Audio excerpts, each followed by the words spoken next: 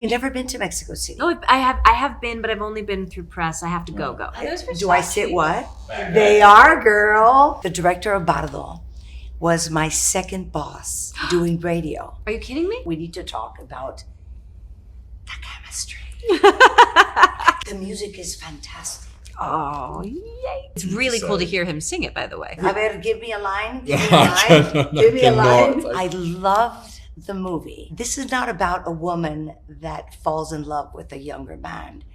This is much deeper than that.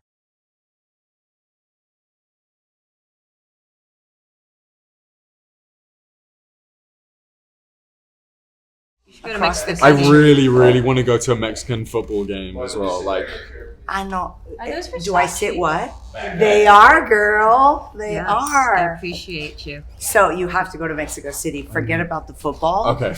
The food.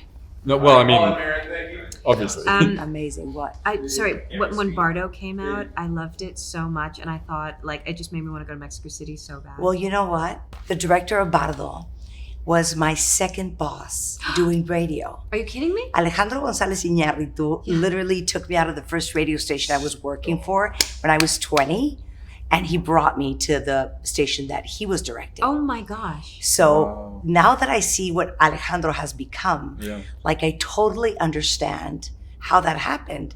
Because I mean, I was 22 and we would have meetings at midnight with him. Mm-hmm. And he was like such a perfectionist and so obsessive, such a visionary. It's love amazing. That movie so much. But you've never been to Mexico City? No, I have been, but I've only been through press. I have to go. I know you have to go with your family and have fun and everything. Sure. Our audience is, women, a lot of women. And my show is not about show business or entertainment. It's truly about, human development and growing, and this is what we talk about. So I loved the movie, and let me tell you why. So I'm 56, and my audience is between, 35, 45, 50. And this is not about a woman that falls in love with a younger man. This is much deeper than that. So just go ahead. Blow me away. I don't know if I'm going to be able to. I'm feeling very emotional. And we were so lucky to have Michael Showalter direct this movie because he really cares, sees, values people, but specifically women. And every single day we would come in and we would just huddle up and we would go, okay, what are the choices that we can make that are going to make women feel seen and, more importantly, almost fed? Yeah. Because I just feel like I need to hear that I'm going to have value throughout the entirety of my life. I don't want to have a shelf life. And I don't want other women to feel that way, and especially don't want them to believe it. And so the best way to keep people from believing it is to tell stories, I think, because that's the thing that made us believe it in the first place. Of course. Of course. And I think that there's so many women out there that feel that they do have a shelf life, and that there comes an age when we become invisible and when we're allowed to be hot and sexy. Like we become somebody's wife or somebody's mother, and that's it. I just did a scene the other day in a film that I'm working on right now with someone, and she was telling me about what it was like to be a young married woman in her life, which had happened a few decades prior. And she said, the thing you have to understand, Annie, is you never got to have anything in your own name. Every single bill you received, every piece of mail that you received, everything would be addressed to you as Mrs. and then your husband's name. Yeah. And, I always think in America, it's very important to remember women were not allowed to have credit cards until 1973. Yeah. And you think about the repercussions that has to be able to shape your own destiny, to make choices for yourself, in the community that you want to build up. We still don't have equal power, and we haven't had we haven't had power for very long. And so to come across a character like Solène, who has been able to build her life, a life for herself, but also taking care of other people simultaneously, I was so excited about that. And I was so excited to play someone who had made choices 20 years prior that were blooming at that very, very moment. That was really exciting to me too. But this is also about the awakening of a woman's sexuality. Yeah. You dress? No. The freedom that you feel maybe when you're 20, And I'll get to you, Nicholas, in a I'm moment. sorry, but this we're is very, about- we're we don't want to ignore Please. you at all. so sorry. But you know, when you feel free and when you don't feel that you have to be a certain way or look a certain way because of your age or because of your gender, and that has a lot to do with the movie, but also with the reason why you decided to make this movie. Well, the book was such a gift. You know, everything we do in the movie has its roots in the book. Even when certain things are different, like, you know, in the movie, Solène lives in Silver Lake. She's Solène of Silver Lake. In the book, she has a gallery in Culver City. There's, you know, and if you know LA, you know that's pretty, that bears significance. And so in the book, there are so many passages that will take you through Solène's awakening. And the idea that she had been a woman in her 20s, but she never felt like this before. And the idea that, and not just being a woman, but anybody at any point, you can be surprised by something and have never felt like that before. And sometimes that thing will be something that feels so great. What is that song? It's nothing, really. I like it. Yeah? Yeah. I'm too old for you. I don't know. I think it's kind of arbitrary that we define ourselves based on age. Like, I get why we do it. It's a helpful sorting tool from an organizational point of view. But it doesn't actually tell you that much about that person. Because, you know, and I think, I'm sure somebody said this before, but it's not about the amount of time that you have. It's what you do with it. Yeah. And some people can live their whole lives and they might be asleep.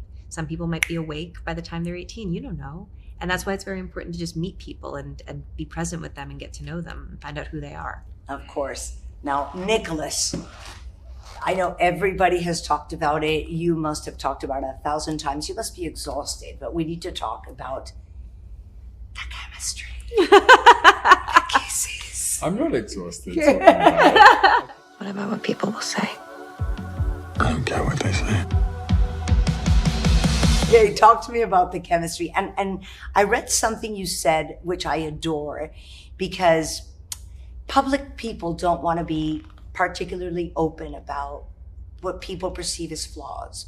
You talked about being an anxious boy and being insecure and how you thought that was something negative, but how you capitalize that into your acting and being vulnerable. No, definitely. I think that was very much how I was as a young man before I found acting, to be honest. And acting became this sort of medium by which I was able to express that. And I think, you know, the same is true for Hayes in a lot of ways. And but even more so, I think he is validated by this amazing woman in so many different ways that he'd never received, you know, in his life. He'd always kind of been seen as this kind of commodity or reduced to just his sort of outward persona.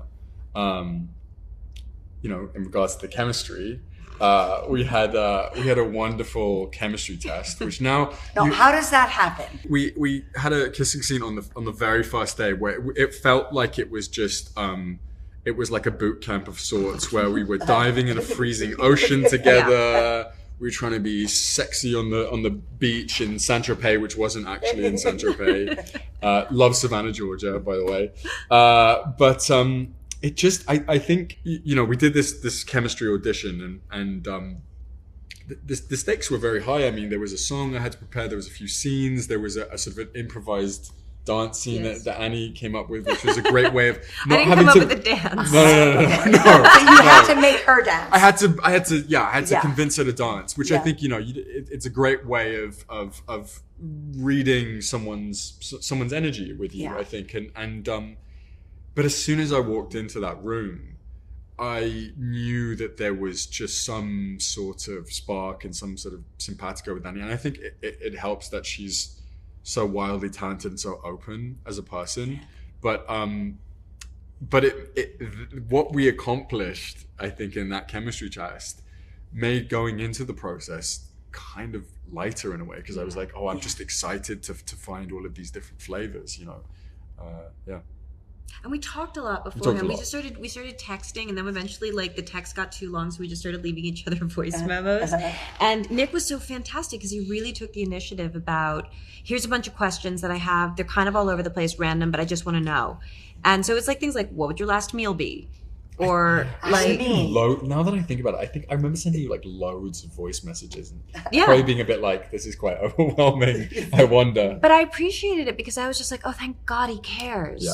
I'm like, he really cares. Like he wants to, we're both in this for the right reasons. Yeah. I'm not going to show up and find someone who's like, just kind of, I don't know, wants to be somewhere else. Like we both were so passionate about what we were doing. And then going back to the kissing, because you brought it up several times. The thing I want to say is, if you're going to be mortified and you're going to let that stop you, don't be an actor. Yeah, exactly. Because literally, Absolutely. I can tell you from the inside, kissing is the exact same thing as having to like cook on camera or walk through a door. Suddenly you're just like, how? And you're like, and that is part of the craft of acting, is just figuring out how to do this thing and to make it all true, because you believe, because what you're doing is, it's this strange ephemeral thing, and you do it so many times, and someone else's art is to make sure that that is captured in some way in order to deliver it to an audience. So all you're trying to do is tell the truth, whether it be drinking a glass of juice or kissing someone you don't know very well. You did a great job. You did an amazing job. Thank you An very amazing much. job. Now, something that I truly want everybody to know, especially because I adore music so much. The music is fantastic. Oh, yay. And the music producer did an amazing job. But people need to know that you sang lead vocals on the 9 tracks.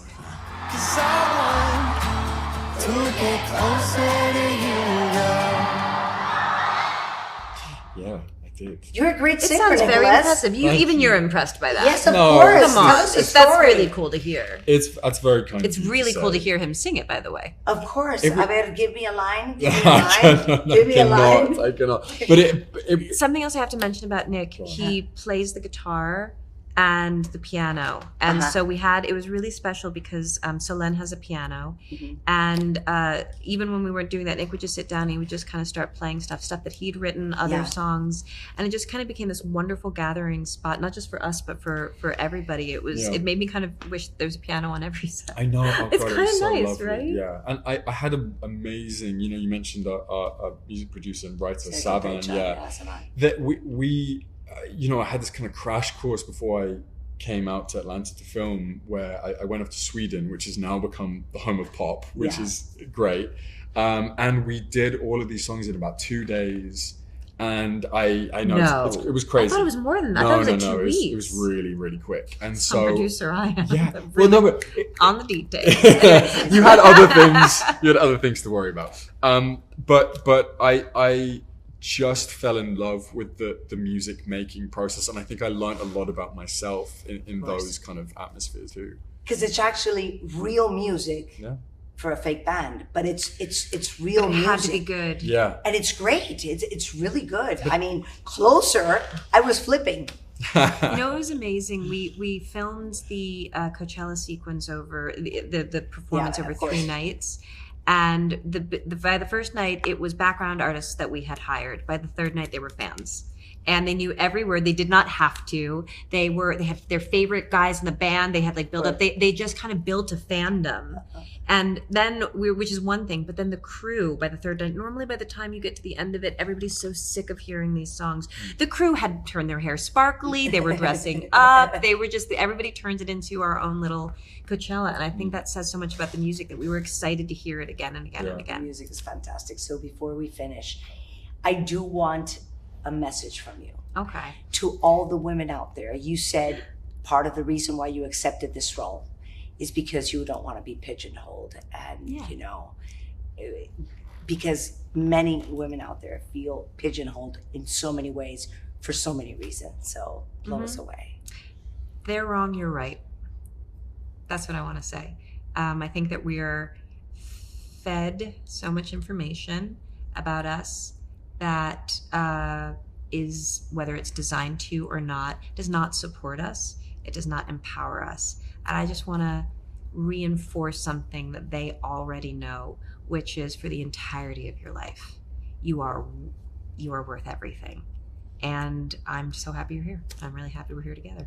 Claro, and that no matter what age you are, what gender you are, nobody should define how you look, how you dress, what you do, or who you date. Literally, the second somebody else tries to define it or put a limit on it, bye. Yeah. Bye. They're not right. They're wrong. You're right. Fantastic. The idea of you. Thank you so much. Guys. Congratulations. And let me tell you something. You look great. So proud of yourself. Thank you, Nicholas.